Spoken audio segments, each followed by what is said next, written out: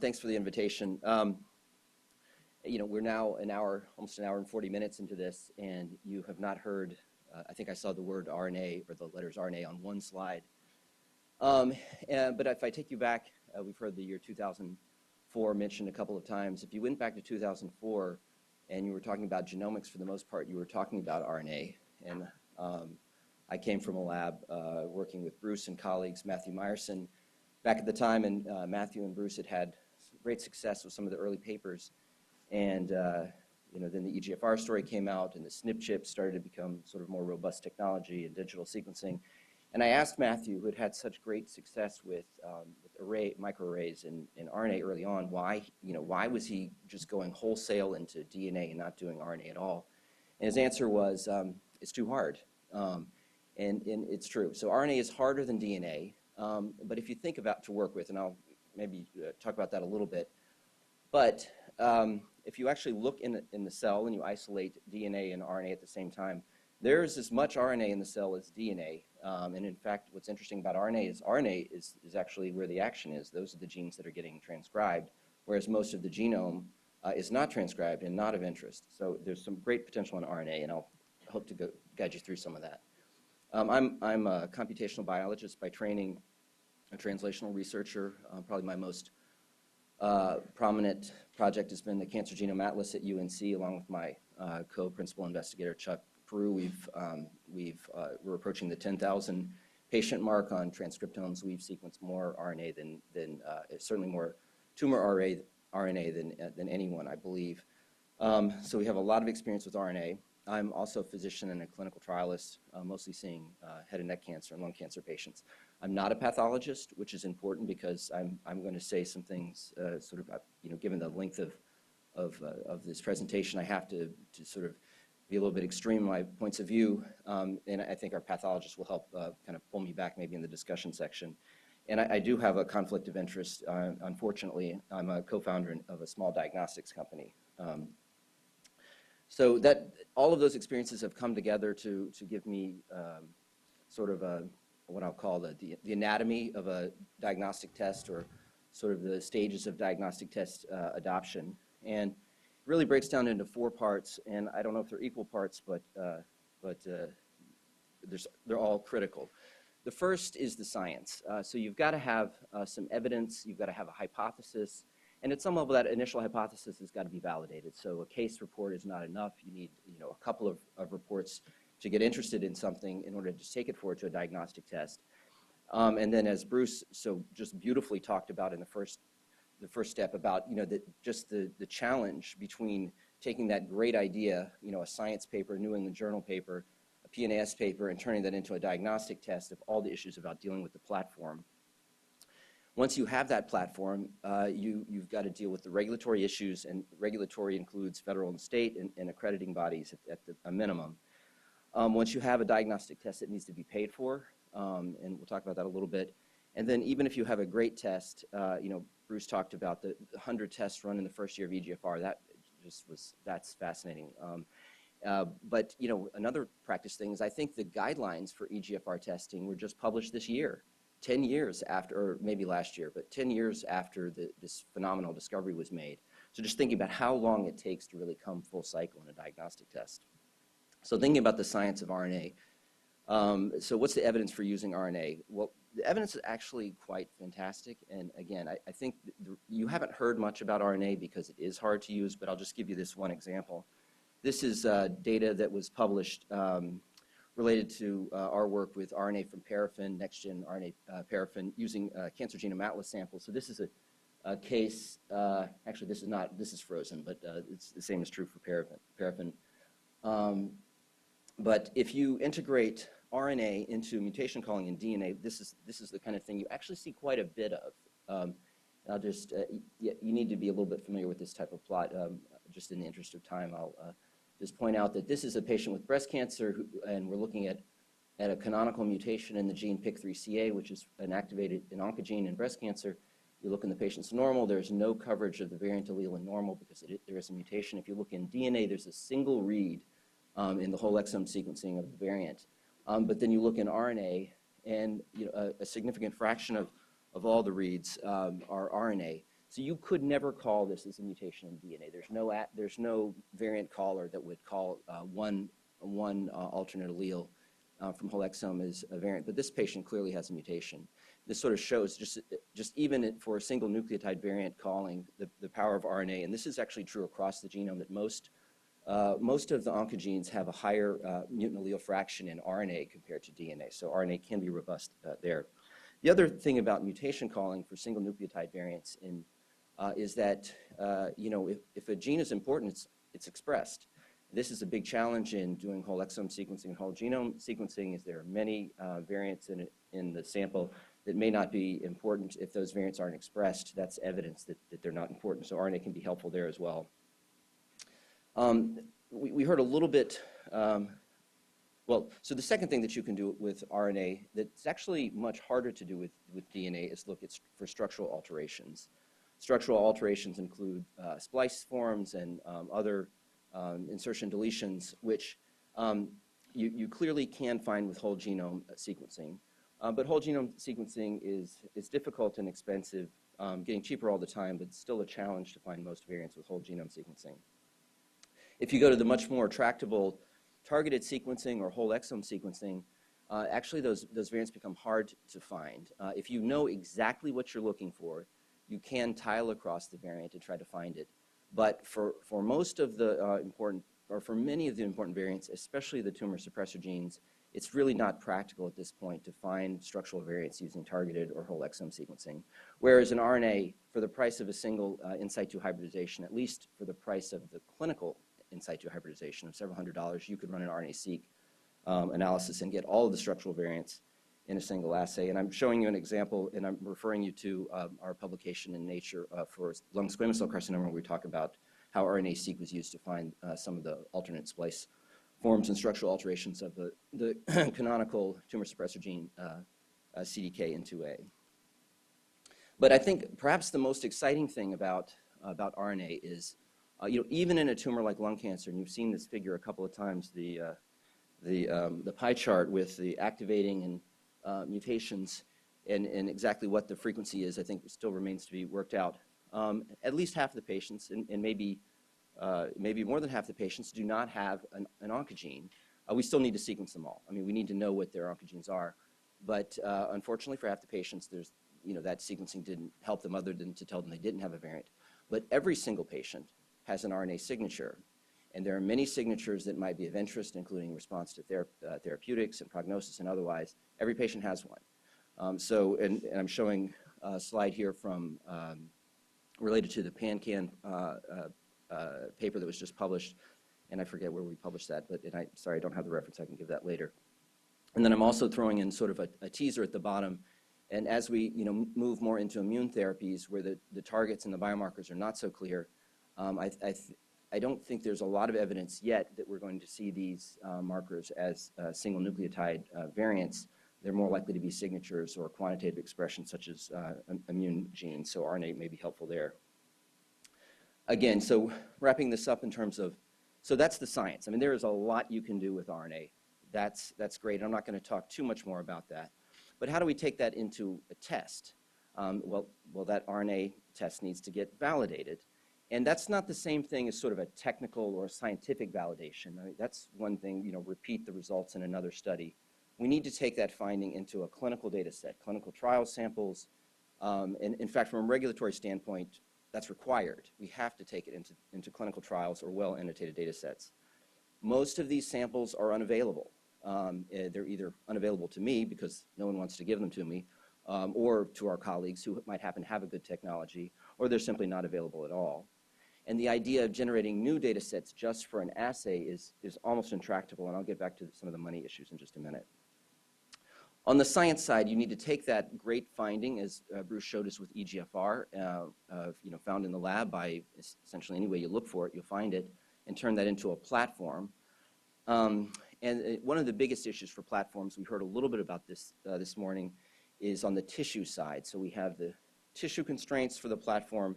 And here, I think it's all really in the title here. For tissue requirements and quality, there are a lot of opinions. There are a lot of us that are doing this that have a lot of experience, but there are very few published data on what is really required to take some of these tests forward. So we are all repeating all of these experiments over and over again, and we don't seem to have learned very many lessons here.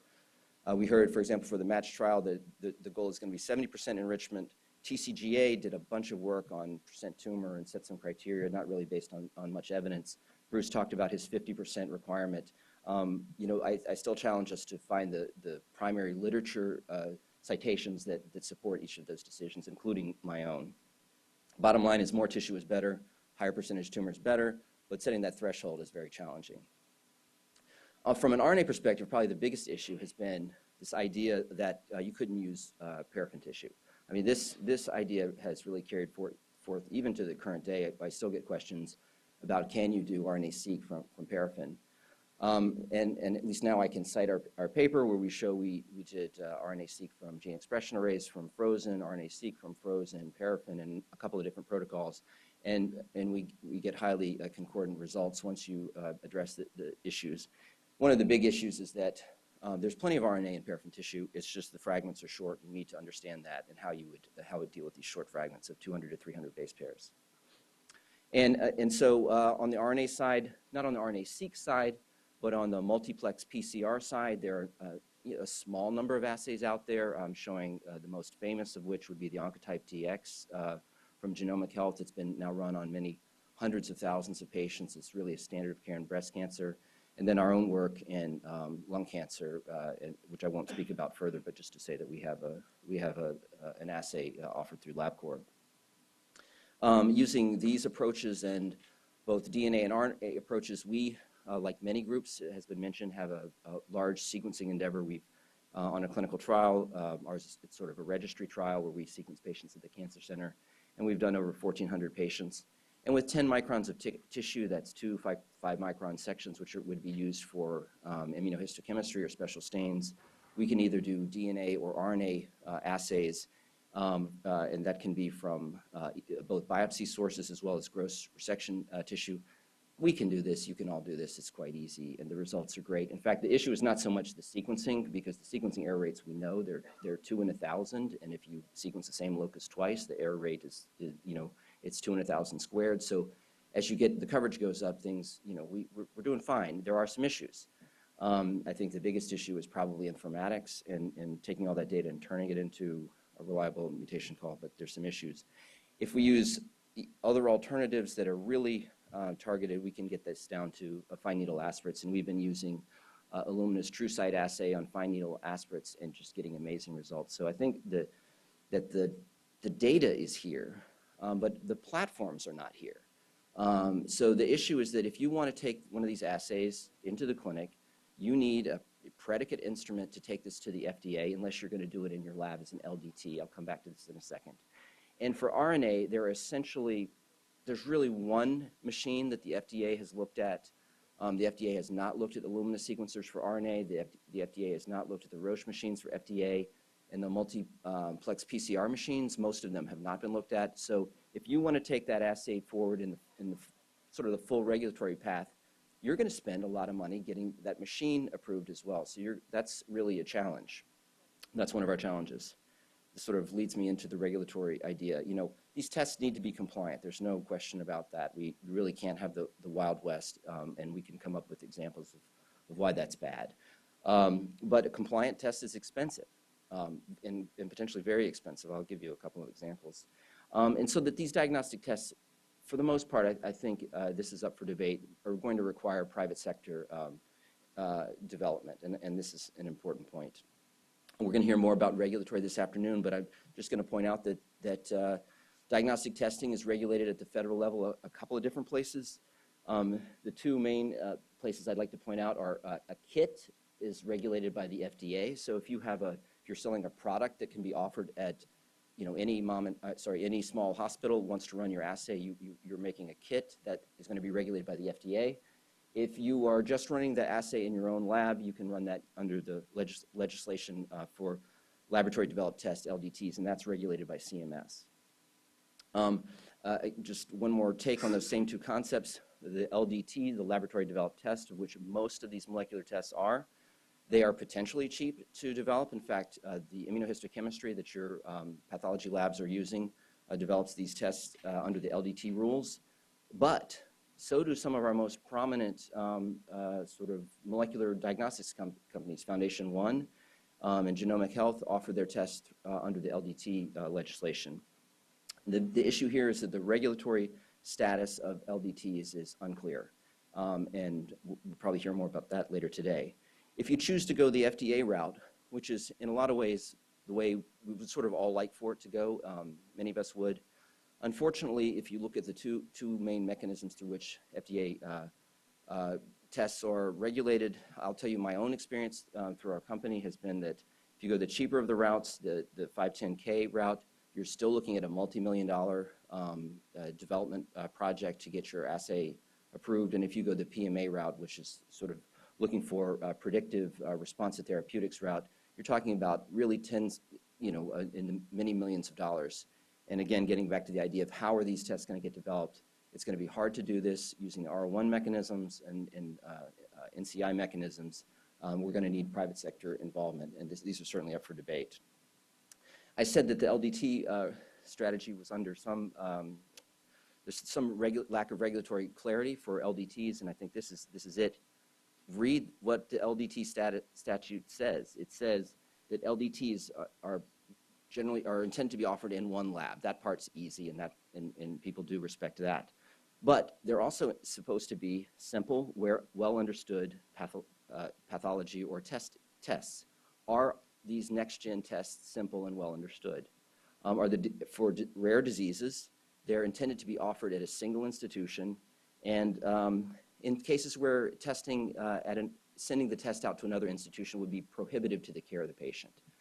That's not how the LDT statutes are being used, for example, through some of the large companies. And I think that's where I say there's some regulatory uncertainty, but these provisions have not been enforced. Payment. So this is an issue. Certainly we have to cover the cost of the test, and at a minimum level, that might be the cost of reagents. We saw earlier that Foundation Medicine charges $5,800 per test, and that I don't know if that's the right number or not. I can tell you in our institution, we can run what I think is effectively the same test for about $700 or $800. So the gap between those two represents investment and some other costs, and I think these are some of the issues that are inhibiting us from going forward on the payment side. We don't quite know how we're going to handle that. Also on the payment side, if we are involving our private partners, there's intellectual property involved. And I can tell you, having just had one of our company's patents issued, that there is a lot of uncertainty in the patent office about, based on two recent Supreme Court decisions. I'm listing them here. I'm not going to say a word about what's involved in these decisions. But the patent office, and I enjoyed very much working with the patent office, and I found the folks there dedicated to their work, but they have a lack of clarity in how they can help us move these tests forward. And I think that's going to need legislative input. And then on the reimbursement side, there's quite an amazing thing that happened, and most of us wouldn't know it. In the winter of last year, Medicare stopped paying for molecular tests, all molecular tests, cystic fibrosis, not just cancer, all tests. And as far as I know, this is still largely the case. We'll hear more about this. I think it's being resolved, and I'm not the expert, but this was a big deal. And so for all those companies who are trying to recoup their millions of dollars that put into development of the test, they were not getting paid. And there's not just Medicare, obviously there's state-by-state issues, and there's insurers, and then there's self-pay, so there's a lot of payment issues that need to get resolved. And final issue is adoption, test adoption. Bruce gave a great example. Here is a home run test. One drug, one variant, it works, the disease is terrible, and in the first year, 100 people, sent the test. Now, obviously, there weren't any guidelines yet, and, we shouldn't jump on the bandwagon for everything the first year, but I think that does give you a sense of some of the challenges of getting even great tests into clinical practice, and I won't say too much more about it other than to say that in cancer, we've got this really challenging thing where the medical oncologists are using the variants. We want to know what the variant is so that we can give the right drug. But we're not the ones, for the most part, that acquire the tissue. Our surgeons acquire the tissue, our medical subspecialists acquire the tissue, and their goal was to not hurt the patient at the time of tissue acquisition. So, and they may have sent the wrong piece of tissue and things like this, so there's some real challenges on the medical oncology side. And finally, I've increasingly realized that on the pathology side, and again, Bruce in the first example gave us some great specifics about the workflow of how tissue is handled, impacts what we're doing in ways that you would not expect until you get to the end of this very long process. And I'll just sort of give you the sort of a one-liner in my experience is that our anatomic pathologists who are reading the cases that are coming out of the OR or out of these biopsy suites, get a sample on Monday, and they need to report a result on Thursday because that patient wants to get treated for their cancer next Monday or within a very few days. These LDTs that we're doing all have to be sent out. So they've got to get mailed, and the tissue has to be found, and all these kinds of things. For LDTs, there can be very extensive delays and put that tissue and that test result very far out of the workflow and patient care in ways that are very complex. And depending on what the use of the test is, this can be prohibitive as well. And I think with that, I'll sort of kind of come back to my first slide here and say that actually I think the science is not the hard part here. I mean, I think we sort of know what we need to do. There's a lot of great findings out there already to follow up on, with the exception of the challenge on the scientific side of the platform issues and the patient specimens from clinical trials. But the regulatory issues, I think, need legislation. I think it's going to be hard for us to solve this as physicians and scientists. The payment issue, same thing. I think we need our society needs to help us figure out how we're going to pay for this stuff and what's it worth. And then in practice, I guess that comes back to the physicians, but there's some challenges there as well. So thanks very much.